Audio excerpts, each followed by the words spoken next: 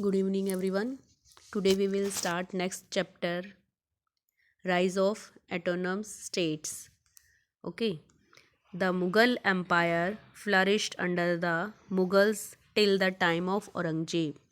इस चैप्टर में बेटा हम रीड करेंगे कि मुग़ल एम्पायर जो था वो औरंगजेब के टाइम पीरियड तक तो फ्लरिश किया। फ्लरिश का मतलब फला फूला, डेवलपमेंट किया, विकास किया उसने। बट जैसे ही औरंगजेब की डेथ हो गई तो मुग़ल एम्पायर जो था धीरे धीरे टूटने लगा, बिखरने लगा। ओके 1707 में जब मुग़ल रूलर औरंगजेब की डेथ हो गई तो जो मुग़ल एम्पायर था धीरे धीरे टूटने लगा। The later Mughal rulers had neither territory nor power. Later Mughal कौन से बेटा? औरंगजेब के बाद जो मुग़ल रूलर हुए उनके पास ना तो कोई अपनी खुद की कोई टेरिटरी क्षेत्र ही उनके कंट्रोल में रहा और ना ही उनके पास पावर थी। अनलाइक द सिक्स मुगल्स, इससे पहले वाले जो मुगल्स हुए हैं, सिक्स मुगल्स, जैसे कि बाबर हो गए, अकबर हो गए और जहांगीर हो गए, शाहजहाँ हो गए, औरंगजेब हो गए, ये जो सभी मुग़ल रूलर थे ये पावरफुल थे। लेकिन इनके बाद वाले, औरंगजेब के बाद वाले जो लेटर मुगल्स थे वो वीक थे। ठीक है, and could not prevent the disintegrations of their empire. इसीलिए वो ना तो ज़्यादा वो पावरफुल थे और वीक होने की वजह से ही वो अपने एम्पायर को टूटने से, बिखरने से नहीं बचा पाए। ओके, तो देखते हैं इस चैप्टर में हम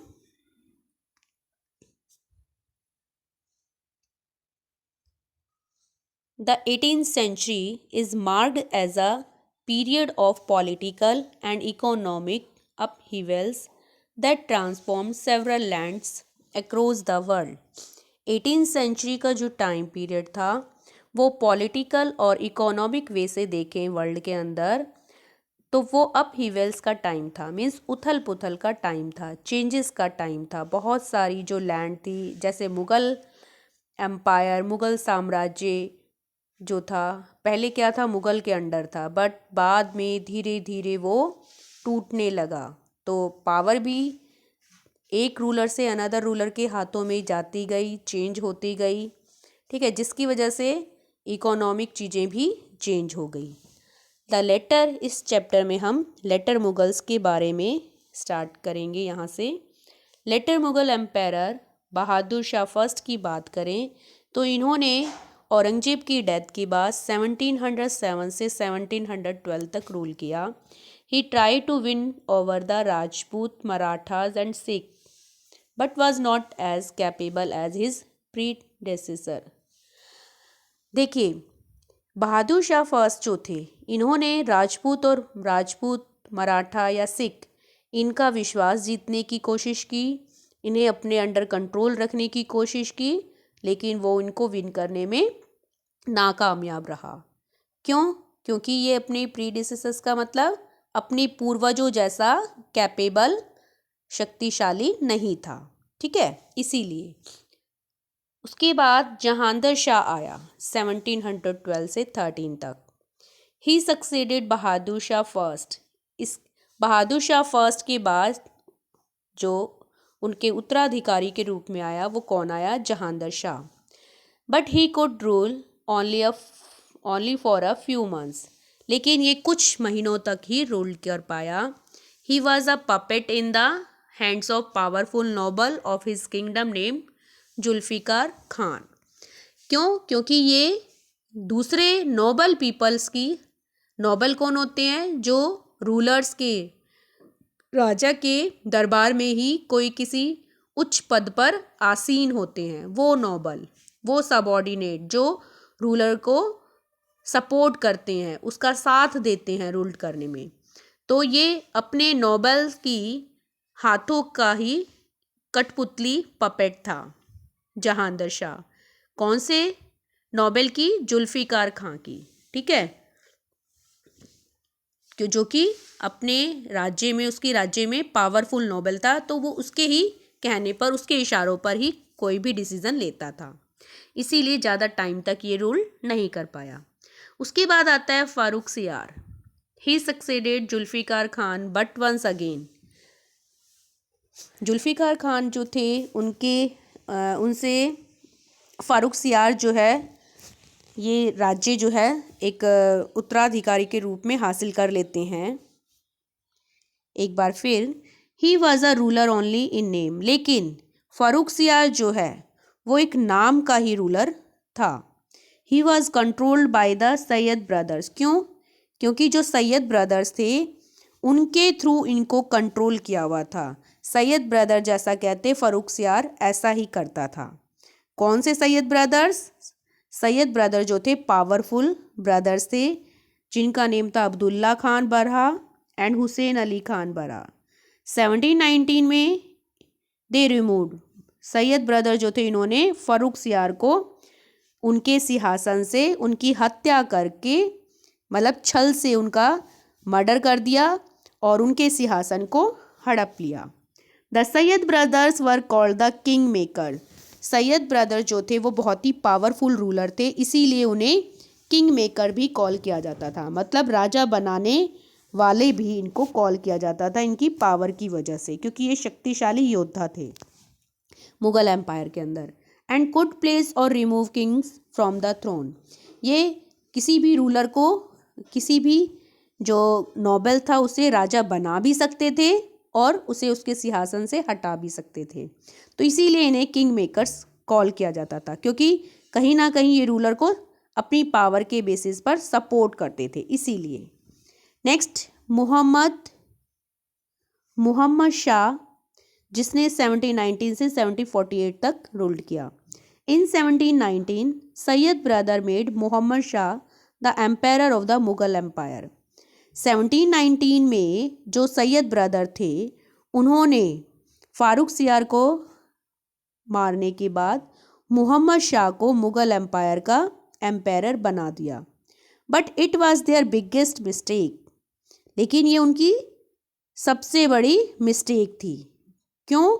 मोहम्मद शाह जो था strip them of their power, क्योंकि मोहम्मद शाह जो है सैयद ब्रदर से उनकी पावर को छीन लेता है। However Mohammad Shah could not strengthen his empire. हालांकि जो मोहम्मद शाह था वो अपने एम्पायर को मजबूत नहीं बनाकर रख सका। हिज रिन सादा इन्वेशन ऑफ नादिर शाह इन 1739।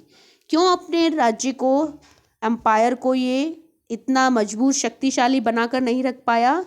क्योंकि उसके टाइम पीरियड पर किसने आक्रमण कर दिया था? नादिर शाह ने 1739 में। विच शुक द मुगल एम्पायर, जिसने पूरे मुगल एम्पायर की नींव को हिलाकर रख दिया। By the time his rule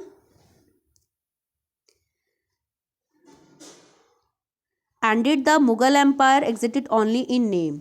इस टाइम पीरियड तक मुगल एम्पायर जो है सिर्फ नाम का ही रह गया था। क्यों? क्योंकि मुगल जो सबऑर्डिनेट थे, मुगल साम्राज्य के अंदर जो रीजनल किंगडम थे, जैसे मुगल साम्राज्य के अंदर जो डिफरेंट क्षेत्र थे, उन क्षेत्रों के जो राजा थे उन्होंने अपने आप को मुगल अथॉरिटी से आज़ाद कर लिया, फ्री कर लिया और अपनी खुद की पावर उस राज्य पर स्टैब्लिश कर ली। ठीक है।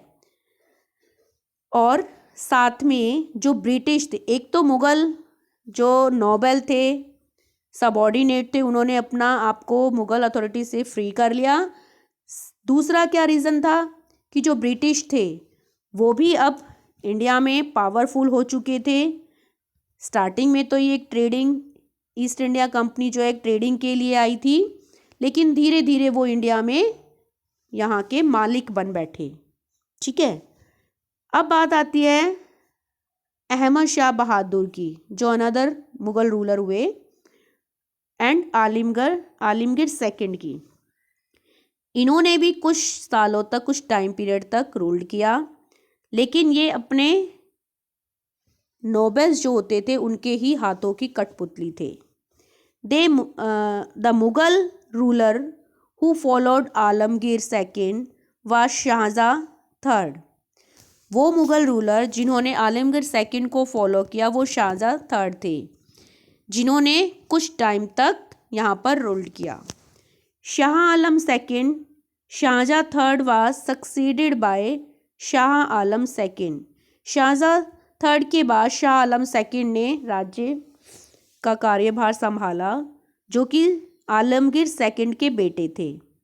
During his reign Ahmad Shah Abdali, इनके टाइम पीरियड पर, शाह आलम सेकंड के टाइम पीरियड पर अहमद शाह अब्दाली जो है दोबारा से इंडिया पर एक बार फिर से 1761 में अटैक कर देता है, आक्रमण कर देता है। Shah Alam second fought the battle of Buxar against the British. इसी टाइम पीरियड पर शाह आलम सेकंड जो था वो बक्सर प्लेस पर ब्रिटिश के साथ युद्ध करता है और इसमें हार जाता है। ही ग्रांटेड, जिसकी वजह से ब्रिटिश ईस्ट इंडिया कंपनी को बंगाल, बिहार, उड़ीसा की निजामी मिल जाती है। निजामी को दीवानी भी कॉल किया जाता है। निजामी या दीवानी का मतलब होता है जो भी रेवेन्यू होता है, लैंड के ऊपर लिया जाने वाला जो टैक्स था उसे कलेक्ट करने का, मतलब बंगाल, बिहार और उड़ीसा से जो रेवेन्यू था उसे कलेक्ट करने का राइट जो है अब ब्रिटिश ईस्ट इंडिया कंपनी के हाथों में आ गया 1765 में। और ये राइट किस मुगल रूलर ने दिया? शाह आलम सेकंड ने। किसको? ब्रिटिश कंपनी को। ठीक है। And formally accepted their protection in 1803। और इनकी जो प्रोटेक्शन का वर्क था वो अब औपचारिक रूप से देखें तो इनके ही हाथों में आ गया। बात करते हैं अकबर शाह सेकंड की। He was also known as Mirza Akbar. Akbar Shah second का जो अनदर नेम देखें तो वो मिर्जा अकबर के नाम से भी पॉपुलर थे। He was the second last of the Mughal empire of India. जैसा कि हमें पता है बहादुर शाह जफर सेकंड जो थे वो लास्ट मुगल एम्पायर थे, लेकिन लास्ट सेकंड मुगल एम्पायर की बात करें तो वो कौन थे? Akbar Shah second. He was the son of Shah Alam second. Akbar Shah second किसका सन था, किसका बेटा था? शाह आलम सेकंड का। ठीक है। And the father of Bahadur Shah Zafar second. और अकबर शाह सेकंड जो था वो बहादुर शाह जफर सेकंड जो कि लास्ट मुगल एम्पायर थे उनका फादर भी था। बहादुर शाह जफर जो कि लास्ट मुगल एम्पायर थे, ठीक है, मुगल राज्य के, साम्राज्य के। ओके, इनके बारे में अब हम नेक्स्ट वीडियो में रीड करेंगे।